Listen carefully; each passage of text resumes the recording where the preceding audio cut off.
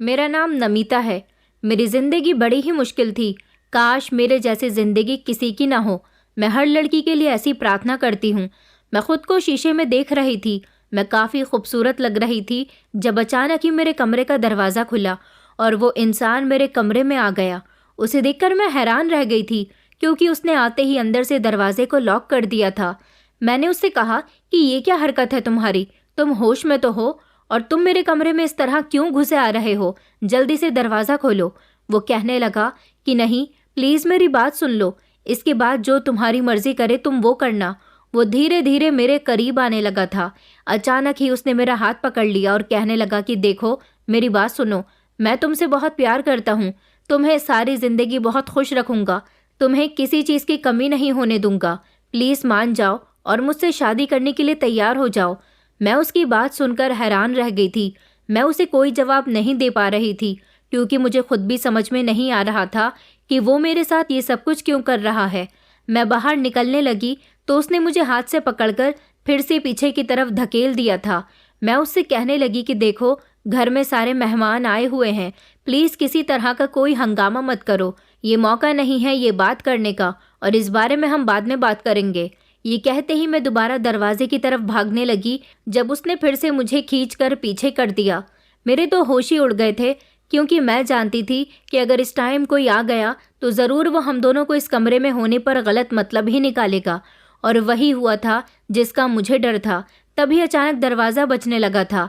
मैंने कहा कि भाभी, मैं अभी दरवाज़ा खोलती हूँ, 2 मिनट लगेंगे, मैं कपड़े चेंज कर रही हूँ। फिर अचानक ही मेरे बाद वो भी कहने लगा कि भाभी नहीं, मैं इसके साथ कमरे में हूँ और ये कपड़े चेंज नहीं कर रही। हम दोनों आपस में कुछ पर्सनल बात कर रहे हैं। ये सुनकर तो मेरे होश उड़ गए थे। अचानक ही भाभी ने शोर मचाना शुरू कर दिया था। मैंने जल्दी से घबराकर दरवाज़ा खोल दिया था। मैंने जैसे ही सामने देखा तो सारे मेहमान दरवाजे पर मौजूद थे। मेरे भैया और भाभी भी तो मुझे ऐसे देख रहे थे जैसे मैंने कोई बहुत बड़ी गलती कर दी हो। अब भाभी ने तो सारे घर में हंगामा मचा दिया था। मैंने सोच लिया था कि अब मेरी खैर नहीं है। अब मुझ पर तरह तरह के इल्ज़ाम लगाए जाएंगे और मेरी बात का, मेरी सच्चाई का कोई भी यकीन नहीं करेगा। मुझे अपनी ज़िंदगी पर गुस्सा आ रहा था कि मेरी ज़िंदगी ऐसी क्यों थी। क्या कोई मुझे समझने वाला नहीं था? क्या कोई मेरी तरफ से बोलने वाला भी नहीं था? दरअसल मुझे रिश्ते वाले देखने के लिए आ रहे थे। मैं बहुत ही खुश थी क्योंकि मेरा रिश्ता बहुत ही अच्छे परिवार में तय हो रहा था। मेरे भैया ने ही मेरे लिए रिश्ता तलाश किया था। मैं भी खुश थी कि मेरी शादी एक अच्छे और पढ़े लिखे लड़के के साथ हो रही थी। लड़के की माँ ने मुझे मेरी खूबसूरती देखकर अपने बेटे के लिए फ़ौरन ही पसंद कर लिया था। जब से मेरी भाभी को पता चला था कि मेरा रिश्ता अच्छे परिवार में हो रहा है, तब से उनका मूड बहुत ज़्यादा ख़राब हो गया था। वो नहीं चाहती थी कि मैं किसी अच्छी ससुराल में जाऊं। वो कोई ना कोई बात कह देती थी। उनका बिल्कुल भी मन नहीं था कि मेरा रिश्ता यहाँ पर पक्का हो। इसलिए वो लड़के वालों के बारे में अजीब अजीब बातें करने लग जाती थी और मुझे गुमराह करना चाहती थी। लेकिन मैं जानती थी कि ऊपर वाला मेरे लिए अच्छा ही करेगा और जो होगा वो अच्छा ही होगा। मैं भाभी की बातों को एक कान से सुनकर दूसरे कान से निकाल देती थी क्योंकि मैं इसी में अपनी भलाई समझती थी। पर भाभी ने आखिरी दम तक अपनी ये हरकतें नहीं छोड़ी थी। मैं बहुत ही परेशान हो गई थी। मैं भैया को कुछ कहती तो वो भी यही कहते थे कि तुम्हारी भाभी भी अपनी जगह बिल्कुल ठीक है। वो तुम्हारी भलाई के लिए ही तो ये सब कहती हैं। वो नहीं चाहती हैं कि तुम ऐसे घर में जाओ जहाँ जाने के बाद तुम्हारी ज़िंदगी मुश्किल भरी गुजरे। इसीलिए वो चाहती हैं कि हम सारी छानबीन करें, उसके बाद ही तुम्हारा रिश्ता पक्का करें। पर मैंने भैया को कहा कि भैया, आपने सारी छानबीन कर तो ली है, फिर भाभी ऐसा क्यों कह रही है? तो भैया कहने लगे कि तुम अपने दिमाग से गलत बातें सोच रही हो। तुम्हारी भाभी तो बस तुम्हारे लिए फ़िक्रमंद है। वो ये समझती है कि शायद तुम भी अनुराग को उतना ही पसंद करती हो जितना वो तुम्हें पसंद करता है। भैया की ये बात सुनकर मैंने जल्दी से उन्हें इनकार कर दिया था कि मैं अनुराग से शादी नहीं करना चाहती। हाँ, हम शुरू से ही एक साथ पढ़ते आए हैं, एक दूसरे के बहुत अच्छे फ्रेंड्स हैं, लेकिन इसका ये मतलब नहीं है कि हम दोनों की शादी भी हो जाए। अनुराग हमारे पड़ोस में रहता था। उसकी फैमिली बहुत अच्छी थी। बचपन से ही हम दोनों एक ही स्कूल में जाते थे और एक साथ खेल कूद कर बड़े हुए थे, जिस वजह से हम दोनों के बीच अच्छी फ्रेंडशिप हो गई थी। अनुराग मेरी ही उम्र का था। सारे मोहल्ले वालों को यही लगता था कि अनुराग और मेरे बीच कुछ चल रहा है। लेकिन जब मेरी माँ ने मोहल्ले वालों की बातें सुनी तो उन्होंने मरते समय भैया से कह दिया था कि अनुराग और नमिता एक दूसरे के लिए बने हैं। लेकिन मैं ऐसी बातों पर बिल्कुल भी यकीन नहीं रखती थी कि मरने वाला इंसान जो कुछ भी कहे वो सच होता है। इसीलिए माँ के मरने के बाद मैंने भैया को सख्ती से इनकार कर दिया था कि मैं अनुराग से शादी नहीं करूँगी। मैं अनुराग को पसंद नहीं करती थी, लेकिन जब से भाभी को ये पता चला था कि मैं अनुराग को पसंद नहीं करती और उससे शादी करने पर भी लगातार इनकार कर रही हूँ, तो भाभी बहुत परेशान हो गई थी। वो तो यही चाहती थी कि मेरी शादी अनुराग के साथ ही हो जाए, क्योंकि अनुराग एक आवारा लड़का था। हालांकि बचपन में वो अच्छे नंबर से पास होता था, लेकिन जब से वो मोहल्ले के गलत लड़कों के साथ बैठने उठने लगा था, तभी से उसने अपने आप को गलत हरकतों में ढाल लिया था। मेरे भैया ने मेरा रिश्ता कहीं और तलाश करना शुरू कर दिया था। मेरे 2-3 रिश्ते आए थे, लेकिन जिनमें से हमें एक रिश्ता पसंद आया था। वो रिश्ता बहुत ही अच्छा था और मैं इस रिश्ते से बहुत खुश भी थी। मेरे घर मेहमान आने वाले थे, इसलिए मैं तैयार होने के लिए अपने कमरे में चली गई थी, लेकिन भाभी ने अनुराग को घर बुला लिया था। लड़के वालों ने जैसे ही उसे देखा तो वो हैरान हो गए थे कि इस लड़के का हमारे घर में क्या काम है। जाहिर सी बात है, उनका हैरान होना तो बनता था। अनुराग था तो हमारा पड़ोसी ही, और अब तो मैं उससे ज़्यादा बातचीत भी नहीं करती थी। उसका मेरे साथ कोई रिश्ता नहीं था। मैंने सबको यकीन दिलाया था कि ये भाभी की मदद के लिए यहाँ पर आया है। उसकी भाभी के साथ बहुत हंसी मजाक है, तो भाभी उन सब मेहमानों के सामने कहने लगी कि तुम्हारे साथ भी तो उसकी अच्छी हंसी मजाक है, तुम भी तो उससे बड़े प्यार से बातें करती हो। भाभी की बात सुनकर सारे मेहमानों के सामने मैं शर्मिंदा हुई थी। मैं खामोश हो गई थी, लेकिन भाभी ने कोई कमी नहीं छोड़ी थी। वो बस सारे मेहमानों को मेरे खिलाफ भड़का रही थी। मैं उनकी इस हरकत की वजह से बहुत परेशान हो रही थी, लेकिन भैया ने मुझे तसल्ली दी थी कि तुम इन बातों पर ज़्यादा ध्यान मत दो और बस जल्दी से तैयार हो जाओ। भैया की बात सुनकर मैं जल्दी से अपने कमरे में चली गई थी और तैयार होने लगी थी। मैंने अच्छे से कपड़े पहन लिए थे और थोड़ा सा मेकअप भी कर लिया था। मैं बहुत खूबसूरत लग रही थी। मैं शीशे में खुद को देख रही थी जब अचानक से दरवाज़ा खुला और कमरे के अंदर अनुराग आ गया था। उसने कमरे के दरवाजे को अंदर से बंद कर लिया था। न जाने वो ये सब क्यों कर रहा था। अचानक ही वो मेरे करीब आया और मुझसे कहने लगा कि देखो, अभी भी टाइम है, मेरी बात मान लो, मैं तुम्हें सारी ज़िंदगी बहुत खुश रखूँगा, तुम मुझसे शादी कर लो। देखो, ये लड़का तुम्हारे लिए ठीक नहीं है। इतने बड़े परिवार में शादी करने का बहुत नुकसान होता है, क्योंकि ऐसे लोग लड़की को जूती की नोक पर रखते हैं। अगर तुम्हारे साथ भी ऐसा ही हुआ तो फिर तुम क्या करोगी?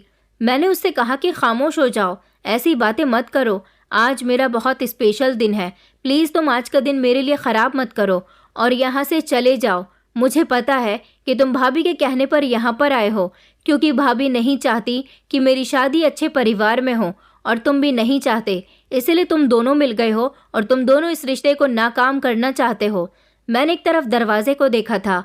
मुझे यही शक था कि कहीं कोई आ ना जाए और इसीलिए मैं जल्दी से दरवाजे के पास चली गई, लेकिन अनुराग ने मेरा हाथ पकड़कर मुझे रोक लिया था और कहने लगा कि प्लीज़ मेरी बात मान लो, जो मैं कहता हूँ वैसा कर लो।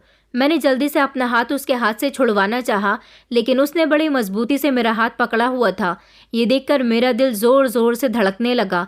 न जाने अनुराग ऐसा क्यों कर रहा था, पर अगले ही पल अचानक से दरवाज़ा बजना शुरू हो गया था। वो भाभी ही थी जो मुझे बुला रही थी। मैंने बात संभालने के लिए भाभी से कह दिया था कि मैं अभी 2 मिनट में बाहर आती हूँ, मैं कपड़े चेंज कर रही हूँ। इतने में अनुराग बोल पड़ा था कि नहीं भाभी, ये कपड़े चेंज नहीं कर रही, बल्कि ये मेरे साथ कमरे में मौजूद है। इसने ज़ोरदार आवाज़ में कहा था, जब अचानक ही भाभी चिल्लाने लगी थी और कहने लगी थी कि ये तो गज़ब हो गया, तुम दोनों अंदर क्या कर रहे हो? और नमिता, तुम क्या कर रही हो अनुराग के साथ? तुम दोनों को शर्म नहीं आई? बाहर मेहमान बैठे हुए हैं और अंदर तुम दोनों एक साथ मौजूद हो। ये सुनते ही सारे मेहमान कमरे की तरफ आ गए थे। ये सब सुनकर तो मुझे भी शौक लग गया था, क्योंकि भाभी भी चिल्ला चिल्ला कर बातें कर रही थी। मैंने कभी नहीं सोचा था कि मेरी अपनी भाभी मेरे साथ ऐसा कर सकती हैं, लेकिन उन्होंने तो ये सब कर ही दिया था। मैं नहीं जानती थी कि किसी से बदला लेने के लिए इंसान ऐसे भी चाल चल सकता है, जैसी चाल मेरी भाभी इस टाइम चल रही थी। और ये बात सच थी। जल्दी से मैंने दरवाज़ा खोला तो सामने देखा तो सारे मेहमान दरवाजे पर ही मौजूद थे और लड़का भी मुझे देख रहा था। अनुराग जल्दी से बाहर निकल गया और कहने लगा कि हाँ, मैं नमिता के साथ शादी करना चाहता था, लेकिन अब इस जैसी लड़की के साथ कभी भी शादी नहीं करूँगा। इसने मुझे खुद अपने कमरे में बुलाया था। ये सुनकर तो मेरे होश उड़ गए थे। मैं अनुराग को कहने लगी कि अनुराग प्लीज़ मेरी इज्जत का तमाशा मत बनाओ, मेरी इज्जत का सवाल है, ये सब मत करो अनुराग। ये सारी बातें अनुराग वहाँ से बाहर निकल गया था। ये देखकर मैं हैरान हो गई थी। लड़की की माँ कहने लगी कि बस बहुत हो गया, अब हम यहाँ पर और नहीं रुक सकते। ये लड़की तो बहुत ही अजीब है, इसका तो कैरेक्टर ही इतना ख़राब है कि इसने खुद अपने पड़ोस के लड़के को अपने कमरे में बुलाया और ना जाने इसके कितने लड़कों के साथ अफेयर्स होंगे। हमें तो ये रिश्ता बिल्कुल भी मंजूर नहीं है। इतनी सारी बातें कहकर वो लोग भी वापस चले गए थे, जबकि मैं उसी जगह पर शॉक खड़ी हुई थी। मेरे भैया मुझे शक की नज़रों से देख रहे थे। वो कहने लगे कि नमिता, तुमने ये क्या कर दिया? मैं इतने मान से तुम्हारे लिए ये रिश्ता लेकर आया था, पर तुमने क्या किया? तुमने मेरा भरोसा तोड़ दिया। तुमने अच्छा नहीं किया। मैंने भैया से कहा कि भैया, मैंने कुछ नहीं किया, अनुराग झूठ बोल रहा है। ऐसा बिल्कुल भी नहीं है, वो तो खुद ही मेरे कमरे में आया था। तो भैया कहने लगे कि अब बस भी कर दो और खामोश हो जाओ। मैं किस पर यकीन करूं? मैंने एक नज़र भाभी को देखा, जो मुझे देखकर हंस रही थी, जैसे वो अपनी जीत का जश्न मना रही हों। वो मुझे इस टाइम बहुत बुरी लग रही थी। मैंने भैया से कहा कि ये सब कुछ भाभी ने किया है। वो नहीं चाहती कि मेरी शादी अच्छी जगह पर हो, और अब वो इसमें कामयाब भी हो गई। भाभी कहने लगी कि तुम ये कैसी बातें कर रही हो?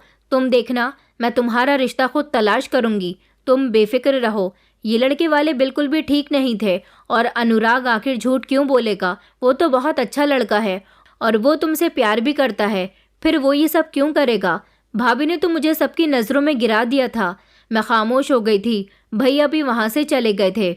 मुझे ऐसा लग रहा था जैसे सब मेरे ही खिलाफ हो गए हों। ये बात हमारे रिश्तेदारों में भी फैल गई थी और इस तरह मेरा पवित्र दामन दागदार हो गया था। मैं जान गई थी कि अब कोई भी मुझसे रिश्ता नहीं करेगा, और इसी तरह हुआ था। पूरा 1 साल हो गया था। जो भी मुझे देखता तो न जाने कैसे अनुराग सबको वो बात बता देता था। अब तो भाभी भी बहुत खुश रहने लगी थी। लेकिन एक दिन मैंने भाभी को देखा, वो फ़ोन पर किसी से बात कर रही थी। वो कह रही थी कि मैं तुम्हें पैसे दे दूंगी, तुम्हें किस चीज़ की जल्दी है? मैं तुम्हारे पैसे खा तो नहीं जाऊंगी। ये सुनकर मैं चौंक गई। शायद वो ज़रूर अनुराग को पैसे देने की बात कह रही थी। अगले दिन यही हुआ था। भाभी ने अनुराग को पैसे दे दिए थे। मैं समझ गई थी कि यह सब अनुराग ने भाभी के कहने पर ही किया था। मेरा शक सही निकला था, लेकिन मैंने ये कभी नहीं सोचा था कि भाभी इस हद तक भी गिर जाएंगी। अगले दिन ही भाभी मुझसे कहने लगी कि देखो नमिता, लड़के वाले तुम्हें देखने के लिए आ रहे हैं। अब तुम कोशिश करना कि अपना मुंह बंद ही रखना। इस लड़के में कमी तो होगी, लेकिन अब क्या कर सकते हैं, कई साल हो चुके हैं। इस तरह तो तुम बैठे बैठे बूढ़ी हो जाओगी। कुछ कमी तो तुम में भी है। अगर वो तुम्हें पसंद कर लेंगे तो तुम भी लड़की की कमियों को जाहिर मत करना। मैं हैरान हो गई थी कि मेरी भाभी कैसी बातें कर रही हैं। अगले दिन लड़के वाले जैसे ही मुझे देखने के लिए आए तो मैं लड़के को ही देख रही थी। वो सामने की तरफ देख रहा था और आराम से बैठा हुआ था। देखने में भी अच्छा भला था। उसको देखकर नहीं लगता था कि उसके अंदर कोई कमी है। इस लड़के के साथ इसकी एक बूढ़ी माँ भी आई थी। लड़का तो मुझे पहली नज़र में ही पसंद आ गया था। वो भी मुझे देखकर खुश हो रहा था और शर्मा भी रहा था। लड़के की माँ तो भाभी के आगे हाथ जोड़कर कहने लगी कि तुमने ये एहसान हम पर करके हमारी ज़िंदगी संवार दी है। देखना, मेरा बेटा नमिता को सारी ज़िंदगी खुश रखेगा। भाभी कहने लगी कि नहीं, ऐसी बात नहीं है, आप तो आज से ही हमारी रिश्तेदार बन गई हो। अब ये एहसास वाली बात तो ना करें। भाभी इन लोगों से बड़ी मीठी मीठी बातें कर रही थी। इस तरह से मेरी शादी पराग के साथ तय हो गई, पर वो एक जगह पर लगातार जमकर बैठा हुआ था। मैं हैरान हो गई। कोई भी उसे उठने के लिए नहीं कह रहा था। वो मेरे करीब में न जाने कब से बैठा हुआ था और काफ़ी देर से मुझसे बातें कर रहा था। फिर मुझे मेरे कमरे में ले जाया गया था। मैंने उसे लगातार एक ही जगह पर बैठे हुए देखा था और उससे पहले ही मुझे मेरे कमरे में भेज दिया गया था। मैंने भाभी से कहा भी था कि इस लड़के के अंदर तो कोई कमी ही नहीं है। आप तो कहती थी कि इस पर कमियां हैं जिनको मुझे स्वीकार कर लेना चाहिए। तो भाभी कहने लगी कि देखो, ये तो तुम्हें शादी के बाद ही पता चलेगा। शादी से पहले तो लड़की को कुछ भी पता नहीं होता। मैं भी खामोश थी। इस तरह मैं विदा होकर पराग के घर आ गई थी। शादी वाली रात वो जैसे ही मेरे कमरे में आया तो उसके एक हाथ में बैसाखी थी और वो उसकी मदद से चल रहा था। उसने आते ही अपनी बैसाखी को साइड पर रखा और बेड पर बैठ गया। ये देखकर मैं चौंक गई थी। मैंने गौर से उसके पैरों की तरफ देखा कि जो मैं देख रही हूँ वो सच है या फिर ये मेरी आंखों का धोखा है। मैं जैसे ही बैसाखी को देखने लगी तो मैं दंग रह गई। ये बैसाखी ही थी। ये देखकर मेरा खून खौल उठा था। मुझे समझ आ गया था कि वो अपने पैरों पर नहीं चल सकता था। मैं हैरान हो गई थी क्योंकि मेरा पति तो लंगड़ा था। मुझे ऐसा लग रहा था जैसे मैं किसी खाई में गिर गई हूँ। मुझे इतना बड़ा शॉक लगा था, और वो भी मेरी शादी की पहली रात। मैं इस समय खुद को बहुत लाचार महसूस कर रही थी। मुझे अपने भाग्य पर रोना आ रहा था। मेरा पति मेरे चेहरे को देखकर कहने लगा कि क्या हुआ, तुम रो रही हो? क्योंकि उसने मेरी आंखों में आंसुओं को महसूस कर लिया था। वो देखने भालने में बहुत अच्छा था, बस वो अपने दोनों पैरों से लाचार था और बैसाखी की मदद से ही चल सकता था। मैंने उससे कहा कि हाँ, मैं रो रही हूँ। वो कहने लगा कि तुम्हें क्या इस बारे में पता नहीं था कि मैं लंगड़ा हूँ? मैं उसकी बात सुनकर हैरान हो गई थी और कहने लगी कि नहीं, मुझे कुछ नहीं बताया गया था। मेरा पति कहने लगा कि ये तो तुम्हारे साथ बहुत बुरा हुआ। मुझे लगा था कि तुम्हें मेरी सच्चाई बता दी गई होगी, लेकिन शायद तुम्हारी भाभी ने तुमसे इस बात को छुपाया। मैं अपने पति की बात सुनकर खामोश हो गई थी। इस तरह वो रात भी गुजर गई थी, पर मेरा पति मेरा बहुत ही ख्याल रखता था। उसे सब कुछ पता था। मैं हैरान होती थी कि लंगड़ा होकर भी वो हर तरह से मेहनत करता था। सुबह होते ही वो काम पर चला जाता था और शाम को जब भी घर वापस आता था तो मेरे सामने ढेर सारे पैसे रख दिया करता था। मैं उन पैसों को देखकर हैरान हो जाती थी और सोचती थी कि ना जाने मेरा पति कौन सा ऐसा काम करता है जो रोज़ इतने ढेर सारे पैसे कमा कर लाता है। लेकिन मेरी हिम्मत कभी नहीं हुई थी कि मैं उससे इस बारे में पूछ सकूं। उसकी बूढ़ी माँ सारा दिन मेरा ख्याल रखती थी और मेरी बहुत तारीफ करती थी। कहती थी कि तुम बहुत ही भागो वाली हो, तुम्हारे आते ही मेरे बेटे के भाग भी खुल गए। ये सुनकर मैं हैरान हो गई थी। मैंने उनसे पूछा कि पराग क्या काम करते हैं, तो वो मेरे सवाल पर खामोश हो गई थी। फिर वो कहने लगी कि तुम्हारी भाभी ने तुम्हें कुछ नहीं बताया। मैंने कहा कि जी, भाभी ने तो मुझे कुछ नहीं बताया, लेकिन उसके बावजूद मेरी सास ने भी मुझे कुछ नहीं बताया था। वो खामोश ही रही थी। दिन ऐसे ही गुजरने लगे थे। मेरे पास बहुत सारे पैसे इकट्ठे हो गए थे। मैं चाहती थी कि मैं थोड़ी सी शॉपिंग भी कर लूँ। वैसे तो मुझे शॉपिंग करना बहुत पसंद है। मेरे भैया मुझे मेरी पसंद की हर चीज़ लाकर देते थे। मैंने अपने पति से कहा था कि मुझे शॉपिंग करनी है, मुझे मार्केट जाना है। पहले तो मेरा पति मेरी बात सुनकर घबरा गया था, लेकिन फिर मेरे ज़िद करने पर मजबूर हो गया था और मुझे मार्केट लेकर जाने के लिए तैयार हो गया। लेकिन जैसे ही हम लोग घर से बाहर निकले तो बाहर के कुछ लोग मेरे पति को बड़ी गौर से देख रहे थे। ये देखकर मुझे बड़ी हैरानी हुई थी कि आखिर लोग मेरे पति को इस तरह से क्यों देख रहे हैं।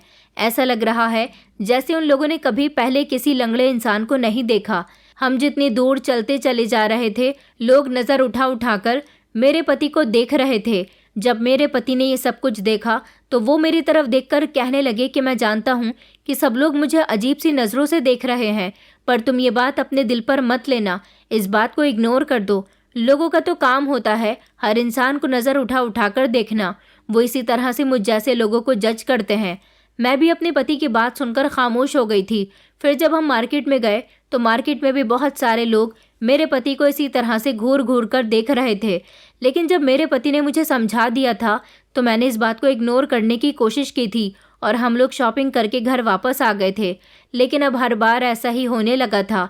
मैं जब भी अपने पति के साथ घर से बाहर निकलती तो लोग ऐसे ही मेरे पति को घूर कर देखते थे और फिर देखकर अपनी आंखों को फाड़ लिया करते थे, जैसे उन्होंने कोई अजीब सी चीज़ देख ली हो, और एक दूसरे से न जाने क्या क्या बातें करते थे। मुझे लोगों की ये हरकतें बहुत अजीब लग रही थी। मुझे पता था कि मेरे पति के अंदर एक कमी ये है कि वो लंगड़ा है, लेकिन ऐसे दुनिया में ना जाने कितने सारे लोग हैं, पर ना जाने क्यों मोहल्ले वाले मेरे पति को देखकर ऐसे रिएक्ट क्यों करते थे। मैं जब इस बारे में अपने पति को बताती तो वो कहते थे कि मैं जानता हूँ कि लोग मेरे बारे में ऐसी बातें करते हैं। शायद लोगों ने मुझ जैसे लंगड़े इंसान को पहली बार देखा होगा, इसलिए तो वो ऐसा करते हैं। अपने पति की बात पर मैं हर बार खामोश हो जाया करती थी, पर अब यह हर बार की बात हो गई थी। एक दिन तो मैंने ठान लिया था, मुझसे बर्दाश्त नहीं हो रहा था। शायद ये इस वजह से था क्योंकि मैंने अपने भाग्य को स्वीकार कर लिया था और समझ लिया था कि जो भी है जैसा भी है, अब यही मेरा पति है। मैं बर्दाश्त नहीं कर सकती थी कि कोई मेरे पति को देखकर मजाक उड़ाए और इस तरह उसे आंखें फाड़ कर देखे। इसीलिए मैंने फैसला कर लिया था अगर किसी ने भी मेरे पति को देखकर ऐसा रिएक्ट किया तो मैं उसे मुंह तोड़ जवाब दूंगी। फिर एक दिन मैं अपने पति के साथ घर से बाहर निकली तो एक औरत ने मेरे पति को गौर से देखा। तो वो मेरे पति को आंखें फाड़कर देख रही थी और फिर वो मुझे देखकर शर्मिंदा होने लगी। मैंने अपने पति को एक जगह पर बैठा दिया और उस औरत का पीछा करने लगी। वो औरत किसी औरत को मेरे पति के बारे में जाकर कुछ बता रही थी। मैंने फौरन ही उस औरत से कहा कि देखो, जो बात करनी है वो मुझसे करो, मेरे पति की बातें किसी और से मत करो। तो वो औरत मुझे देखने लगी और कहने लगी कि देखो बेटा, तुम पर मुझे तरस आ रहा है। तुम बहुत ही भोली भाली हो, तुम्हें कुछ नहीं पता, तुम्हारे साथ बहुत बड़ा धोखा किया गया है। मैं ये सुनकर हैरान हो गई और इस औरत से पूछने लगी कि कैसा धोखा। तो वो कहने लगी कि ये तो तुम अपने पति से ही पूछ लेना कि वो क्या काम करता है। मैं इस औरत की बात सुनकर परेशान हो गई थी कि ना जाने मेरा पति ऐसा भी क्या काम करता है जो ये औरत उसके बारे में ऐसी बात कह रही है। मैं अपने पति के पास आकर उसको घर ले गई और फिर उनसे पूछने लगी कि तुम क्या काम करते हो, आज मुझे अपने काम के बारे में बता ही दो। हमारी शादी को इतना टाइम हो गया, आज मुझे सब सच सच बता दो। पराग कहने लगा कि देखो, टाइम आने पर तुम्हें सब कुछ बता दूंगा। मैं जो भी काम करता हूँ तुम्हें इस बात से कोई मतलब नहीं होना चाहिए। मैं तो तुम्हें तुम्हारा पूरा खर्चा देता हूँ, आखिर तुम्हें और क्या चाहिए। मैं उसकी बात सुनकर घबरा गई थी। मुझे तो अब गुस्सा आने लगा था कि मैं उसकी ज़िंदगी में उसका साथ दे रही हूँ, लेकिन वो है कि वो मुझे ये भी नहीं बता रहा कि वो क्या काम करता है। मैंने फैसला कर लिया था कि अब इस चीज़ का मैं खुद ही पता लगाऊंगी। इसी तरह एक दिन जैसे ही मेरा पति काम के लिए सुबह घर से निकला तो मैं फ़ौरन ही चुपके से उसका पीछा करने लगी। वो जैसे ही जा रहा था तो मैं वैसे वैसे ही उसका पीछा कर रही थी। वो एक रिक्शा में बैठ गया था। रिक्शा वाले ने उसे एक सिनेमा हॉल के बाहर उतार दिया था। मैं हैरान हो गई थी, पर अगले ही पल मेरे होश उड़ गए थे और मुझे घबराहट होने लगी थी क्योंकि मेरा पति अपनी बैसाखी के सहारे से चलता हुआ सिनेमा हॉल के वॉशरूम में चला गया था। मैं अब उसके आने का इंतज़ार करने लगी थी। मैंने जैसे ही अपने पति को देखा तो मैं देखती रह गई थी क्योंकि वो मेरा पति नहीं बल्कि वो तो कार्टून था जिसने कार्टून वाले कपड़े पहन रखे थे। और फिर वो सिनेमा हॉल के गेट के बाहर आकर बैठ गया था और उसने अपने हाथ में बहुत सारे खिलौने ले लिए थे। वो कार्टून के गेटअप में बच्चों को खिलौने बेच रहा था। उसको देखकर बच्चे उसकी तरफ अट्रैक्ट हो रहे थे और जितने भी लोग सिनेमा हॉल में मूवी देखने के लिए आ रहे थे उनके साथ बच्चे थे। वो अपने बच्चों के लिए खिलौने खरीद रहे थे। शायद मेरा पति इसी सिनेमा हॉल के आगे काफ़ी टाइम से खिलौने बेच रहा है, इसलिए इसके खिलौने यहीं पर रखे हुए थे। मेरा पति भी इन बच्चों से बहुत खुश हो रहा था और इस तरह से मेरे पति के पास काफ़ी सारे पैसे आ गए थे। ये सब देखकर मेरी आंखों से आंसू निकलने लगे थे कि ये सब क्या देख रही हूँ। मैं हैरान हो गई थी कि जो लोग मेरे पति को खिलौने के पैसे देकर जा रहे थे वो सारे पैसे मेरे पति अपने जेब में रख रहे थे। इस तरह शाम तक उनके पास काफ़ी सारे पैसे आ गए थे और बैठे ही बैठे उनके खिलौने भी बिक गए थे। कार्टून को देखकर बच्चे खुश होते थे और उससे खिलौने खरीद लिया करते थे। ये आइडिया खिलौने खरीदने के लिए मेरे पति के दिमाग में कहाँ से आया था, मैं इस बात पर चौंक रही थी। और कुछ लोग तो मेरे पति के साथ अपने बच्चों के फ़ोटो भी खींच रहे थे। फिर जब शाम का वक्त हुआ तो मेरे पति ने सारे पैसे गिन लिए और खुशी खुशी उनको अपनी जेब में रख लिया। मैं दूर से ही उनको सुबह से शाम तक देखती रही थी। आज मैं जान गई थी कि मेरे पति क्या काम करते हैं, लेकिन मुझे शर्मिंदगी नहीं बल्कि मुझे तो गर्व महसूस हुआ था। मुझे तो यही लगता था कि शायद वो गलत काम करते होंगे, लेकिन ये काम तो बिल्कुल ठीक था। मुझे उस औरत पर बहुत गुस्सा आ रहा था जिसने मुझे फालतू में ही शक में डाल दिया था। मेरा दिल कर रहा था कि अगर वो औरत मुझे फिर से मिलेगी तो मैं उसे ज़रूर मुंहतोड़ जवाब दूंगी। इसी तरह एक दिन मैं फिर से मार्केट वाले रास्ते से अपने पति के साथ गुजर रही थी, लेकिन वही हुआ जो हर बार हुआ करता था। वहाँ के लोग मेरे पति को अजीब नज़रों से देखने लगे थे और इस बार तो मैंने फैसला कर लिया था। तभी अचानक मुझे वही औरत दिखाई दी। आज मैं ये बात भी जान गई थी कि वो औरत मार्केट में ही बर्तनों की एक छोटी सी दुकान लगाती है। मैंने उसकी दुकान पर जाकर उससे कहा कि तुम मेरे पति को इस तरह से क्यों देखती हो। तो वो कहने लगी कि मैंने तुम्हें पहले भी बताया है, तुम्हारा पति बहुत गलत काम करता है और तुम्हें अपने साथ बाजार में ऐसे लेकर आता है जैसे वो बहुत शरीफ है। मैंने उससे कहा कि मेरे पति के बारे में ऐसी बातें मत करो, मुझे सब पता चल गया। मेरा पति कोई गलत काम नहीं करता, वो कार्टून बनकर बच्चों को खिलौने बेचता है और उनका दिल बहलाना कोई गलत काम नहीं है, ये तो मेहनत की कमाई है। इसे गलत काम तुम क्यों कह रही हो। वो औरत मेरी बात सुनकर पहले तो हैरान हो गई थी, फिर कहने लगी, क्या तुम ये कैसी बातें कर रही हो। तुम सोमवार के दिन इस बाजार में आना और देख लेना कि तुम्हारा पति क्या काम करता है। मैंने उस औरत से कहा कि सोमवार के दिन तो मेरा पति छुट्टी करता है, वो तो अपने रिश्तेदारों के यहाँ घूमने के लिए जाते हैं। तुम ये कैसी बातें कर रही हो? तो वो औरत खामोश हो गई थी और कहने लगी कि तुम्हारा पति तुमसे झूठ बोलता है। वो सोमवार के दिन क्या करता है उसने इस बारे में तुम्हें नहीं बताया, लेकिन इस मार्केट के सब लोगों को पता है कि असल में तुम्हारा पति कौन है। मैं उस औरत की बात सुनकर हैरान हो गई।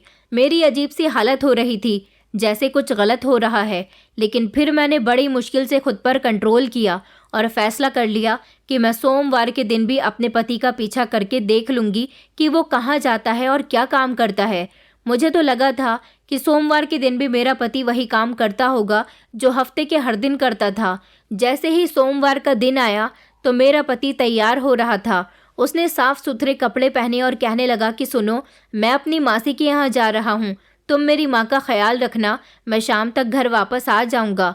वो ये कहकर बाहर चला गया था, लेकिन मेरी सास तो नींद में थी। ये देखते ही मैंने अपने पति के घर से बाहर निकलते ही उसका पीछा करना शुरू कर दिया। वो ना जाने कहाँ जा रहा था। वो फिर से एक रिक्शा में बैठ गया था। मैंने भी जल्दी से रिक्शा किया और रिक्शा वाले से उस रिक्शा का पीछा करने के लिए कहा। ये रिक्शा तो चलता चला जा रहा था, पता नहीं मेरा पति कहाँ जा रहा था। ये देखकर मैं हैरान रह गई थी, क्योंकि ये रिक्शा उसी मार्केट के करीब में ही रुक गया था। लेकिन अचानक वो क्या करने वाला था कि फिर वो रिक्शा मार्केट के पीछे वाले रास्ते की तरफ जाने लगा था। ये देखकर मुझे समझ नहीं आया था कि मेरा पति वहाँ से उतर गया था और फिर एक साइड पर खड़ा हो गया। शायद उसे किसी का इंतज़ार था। तभी अचानक मैंने देखा कि 2-3 आदमी वहाँ मेरे पति के करीब आकर खड़े हो गए। शायद वो मेरे पति के दोस्त थे।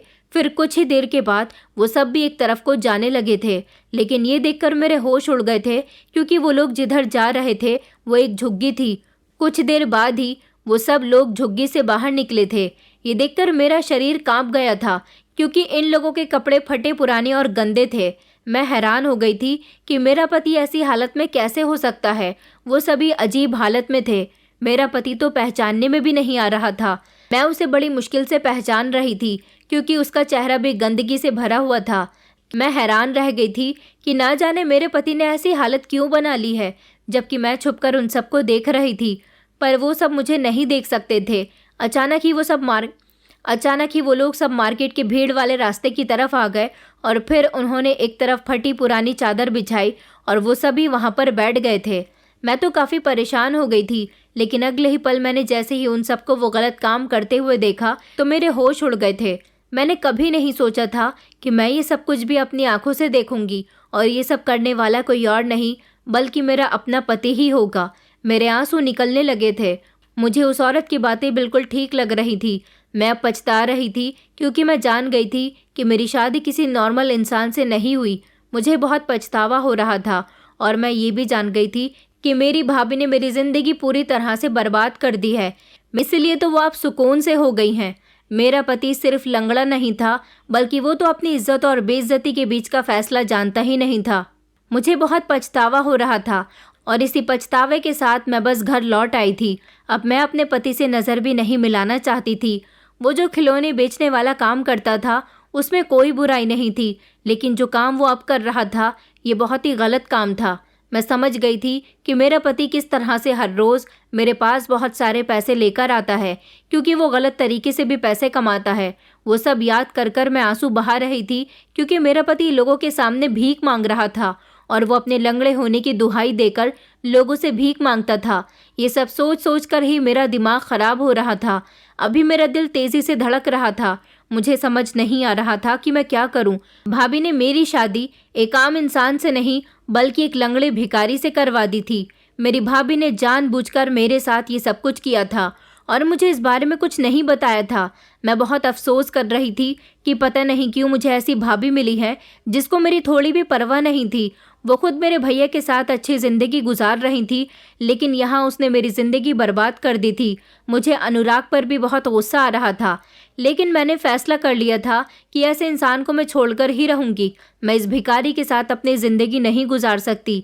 मैंने उसके लंगड़ेपन को एक्सेप्ट तो कर लिया था, लेकिन मैं एक भिखारी के साथ तो नहीं रह सकती थी। जैसे ही रात को वो घर पर आया तो उसने फिर से मेरे सामने ढेर सारे पैसे रख दिए, लेकिन इस बार मैंने उसका सामना किया और मैंने उससे कहा कि ये पैसे गलत तरीके से कमाए गए हैं। मैं ऐसे पैसों को बिल्कुल भी नहीं ले सकती, ये पैसे तुम अपने ही पास रखो। वो पहले तो हैरान हो गया था, फिर कहने लगा कि तुम्हें क्या हो गया है, तुम ऐसी बातें क्यों कर रही हो, क्या मैंने तुम्हारा दिल दुखाया है? लेकिन मेरी आवाज़ तो मेरे गले में ही अटक कर रह गई थी, मुझसे कुछ बोला भी नहीं जा रहा था। मैंने जल्दी से अपना सामान पैक किया और वापस अपने मायके आ गई थी। भैया और भाभी को मैंने कुछ नहीं बताया था। भाभी तो मुझे देखकर भैया से कहने लगी कि देखो, मैंने तुमसे कहा था ना कि तुम्हारी बहन ज़्यादा दिन अपने ससुराल में नहीं टिकेगी। ये तुम्हारी बहन है ही ऐसी, जिसका दिल कहीं और लगा हुआ हो, वो कहाँ अपने पति के साथ रह सकती है। ये सुनकर तो मैं बोल ही पड़ी थी। मैंने भाभी से कहा कि भाभी, आपने मेरे साथ अच्छा नहीं किया। मैंने भैया को सारी बात बता दी थी। भैया को अभी भी मेरी बातों पर यकीन नहीं आ रहा था। वो कहने लगे कि तुम अपनी भाभी के बारे में ये कैसी बातें कर रही हो, तुम्हारी भाभी ऐसा नहीं कर सकती। भैया को तो मेरी बात पर यकीन जब आया था जब अचानक ही उन्होंने सामने देखा, वहाँ पर अनुराग खड़ा हुआ था। उसे मेरे आने के बारे में पता चल गया था। भाभी अनुराग को देखकर हैरान हो गई थी, उनके चेहरे की हवाइयाँ उड़ गई थी। वो अनुराग को देखकर कहने लगी कि तुम यहाँ क्या कर रहे हो।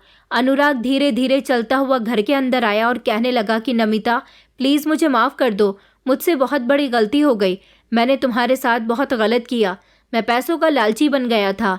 मेरी आंखों पर लालच की पट्टी बंध गई थी। मुझे कुछ भी नज़र नहीं आ रहा था। आज मैं तुम्हारी सफाई में सब कुछ कहूँगा। मैं माफ़ी चाहता हूँ, मेरे साथ भी बहुत बुरा हो गया। मुझे वो सब नहीं करना चाहिए था, क्योंकि जो मैंने तुम्हारे साथ किया था उसकी सज़ा मुझे भगवान दे चुका है। भैया तो उसकी बातें सुनकर हैरान हो गए थे। उन्होंने अनुराग से कहा कि तुमने क्या किया है, तुम ये सब क्यों कह रहे हो। भैया की बात सुनकर उसने सब कुछ बता दिया था, लेकिन भैया को अनुराग की बातों पर यकीन नहीं आ रहा था। भैया भाभी को अजीब सी नज़रों से देख रहे थे। इससे पहले तो भैया ने अनुराग को वापस घर भेज दिया था और फिर भाभी को कहने लगे कि देखो, इससे पहले कि मैं कोई गलत कदम उठाऊं, तुम मेरे सामने से चली जाओ। भैया की बात पर भाभी परेशान हो गई थी। वो हाथ जोड़कर उनसे माफ़ी मांगने लगी कि मुझे माफ़ कर दो, मैंने अनजाने में ये सब कुछ कर दिया, लेकिन मेरा वो मतलब नहीं था। जब भैया ने उन्हें चुप करवाया और कहने लगे कि खबरदार, जो तुमने एक शब्द भी कहा तो तुम मेरे घर से निकल जाओ, वरना मैं कुछ गलत कर दूंगा। मैं नहीं चाहता कि मेरे बच्चों की माँ उनसे अलग हो जाए। भाभी ने जैसे ही ये बात सुनी तो वो समझ गई थी कि उन्हें यहाँ से अपने मायके चले जाना चाहिए, इसमें ही उनकी बेहतरी है। उन्होंने जल्दी से अपना सामान पैक किया और वो उसी टाइम वहाँ से चली गई थी। मेरी ज़िंदगी तो बर्बाद हो चुकी थी। मैंने पराग से डाइवोर्स ले ली थी, लेकिन अब मैं समझ गई थी कि मुझसे कोई भी शादी करने के लिए तैयार नहीं होगा। मैंने अनुराग को भी माफ़ नहीं किया था और ना ही मैं भाभी को कभी माफ़ कर सकती थी। भैया भी मुझसे हाथ जोड़कर माफ़ी मांग रहे थे कि मुझे माफ़ कर दो। मैंने न जाने ऐसा क्या गलत किया था कि मुझे ऐसी पत्नी मिली। तुम्हारी भाभी अच्छी औरत नहीं है। मैंने तुम पर यकीन नहीं किया और अपनी पत्नी की बातों में आ गया। मुझे माफ़ कर दो, मुझे ऐसा करना नहीं चाहिए था। मैंने जल्दी से अपने भैया के हाथ पकड़कर नीचे कर दिए और उनसे कहने लगी कि नहीं, आपको माफ़ी मांगने की ज़रूरत नहीं है। मेरे लिए इससे बढ़कर खुशी की बात नहीं है कि आप मुझे वापस मिल गए हो। मैंने आपका भरोसा कभी नहीं तोड़ा था और ना ही आइंदा कभी मैं आपका भरोसा तोड़ सकती हूँ। मैं फ़ौरन ही उनके गले लगकर फूट फूट कर रोने लगी थी, लेकिन आज मैं बिल्कुल मजबूत बन गई थी, क्योंकि मैं समझ गई थी कि मेरे भैया हमेशा मेरे साथ रहेंगे। इस तरह मेरे भैया ने अब ज़िंदगी के हर मोड़ पर मेरा साथ देना शुरू कर दिया।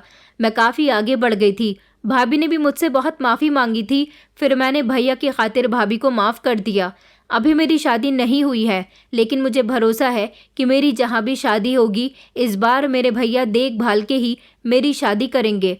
आप लोग भी मेरे लिए प्रार्थना कीजिए कि मैं अपनी ससुराल में खुश रहूं। जहाँ पर भी मेरी शादी हो वहाँ लोग अच्छे हों और मेरा पति भी बहुत अच्छा हो। दोस्तों, उम्मीद करती हूँ आपको हमारी कहानी पसंद आई होगी। कहानी पसंद आई है तो वीडियो को लाइक करें, चैनल पर नए हैं तो चैनल को सब्सक्राइब करें और हाँ, नोटिफिकेशन बेल को ज़रूर दबाएं ताकि अगली अपडेट सबसे पहले आपको मिले।